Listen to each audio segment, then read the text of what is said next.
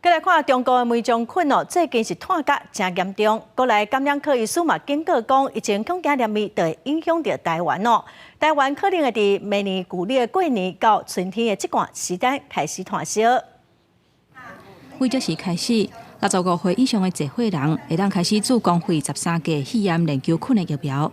花莲卫生所透早就有袂少等要注疫苗的民众，因为寒冷天气变化，甲免疫负债，最近呼吸道的症状嘛袂少。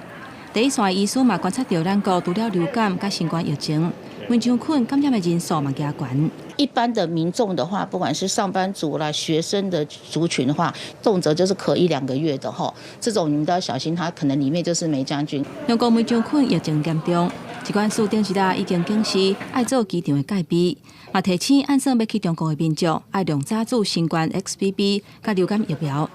感染科医师分析，中国梅将菌的疫情影响台湾是在所难免，尤其明年新正进前，两岸民众来去，预估流行期可能会持续3个月。我们一定要确定这个细菌的抗药性有没有，那用什么药来治疗比较有效？我们的目标是在第一线门诊的时候就把大部分的病例把它挡住。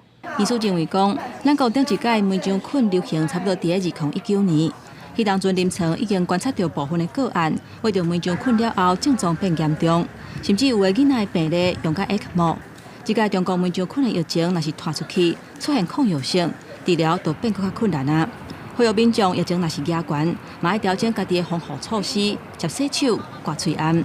记者综合报道。